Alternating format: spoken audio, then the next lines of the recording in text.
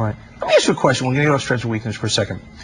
If you had your way, and all your products, forget that any of them are calculated marketing teases, and your dreams, which are genuine, came true, having to do with immigration, having to do with with abortion.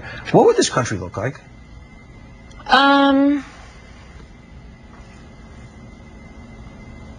It would look like New York City during the Republican National Convention.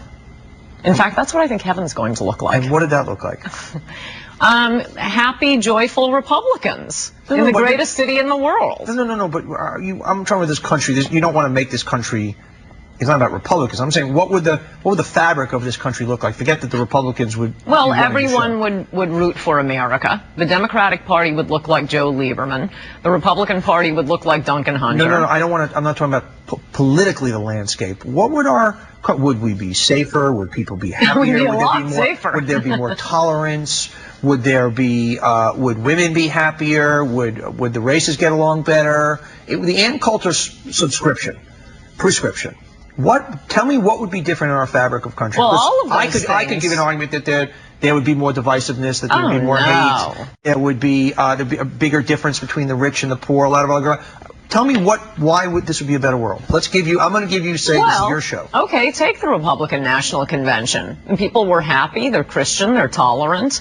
They defend America. Christian. So we should be Christian. It would be better if we were all Christian. Yes. We should all be Christian. Yes. Would you like to come to church with me, Donnie? So I should not be a Jew. I should be a Christian, and this would be a better place. Well, you could be a practicing Jew, but you're not. Okay, I actually am. That's not true. I really am. But so we would be better if people were no Jews, no Buddhists. Well, whenever I'm harangued by you can't believe that. Liberals on diversity. No, it's true. I give all these speeches at mega churches across America, and the one thing that's really striking about it is how utterly, completely diverse they are, and completely unself-consciously. I mean, you walk past a mixed-race couple in New York, and it's like they have a chip on their shoulder, just waiting for somebody to say something, as if anybody would. I don't agree with that. Really. And maybe you have the chip looking at them. I see a lot of interracial couples, and I don't see any more or less chips there either way. No. In fact, there was an entire Seinfeld episode about Elaine and her boyfriend dating because they wanted to be a mixed-race couple. So you're lying. Because it's in a Seinfeld episode. Okay.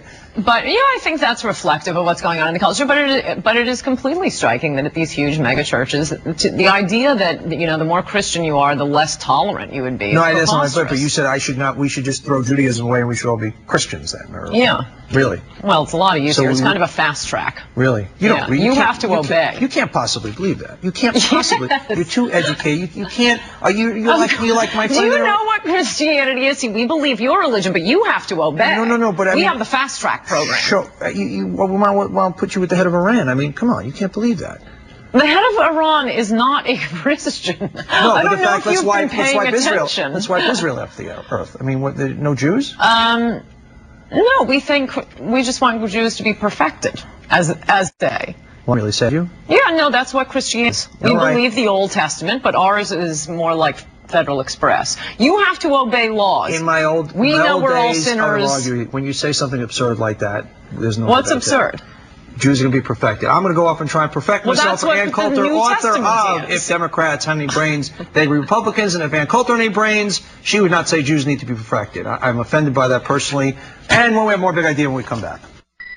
Welcome back to the Big Idea Break. Ann said she wanted to explain her last comment, so I'm going to give her a chance. So you don't think that was offensive? No, I'm sorry. It is not intended to be. I don't think you should take it that way. But that is what Christians consider themselves, perfected Jews. We believe the Old Testament.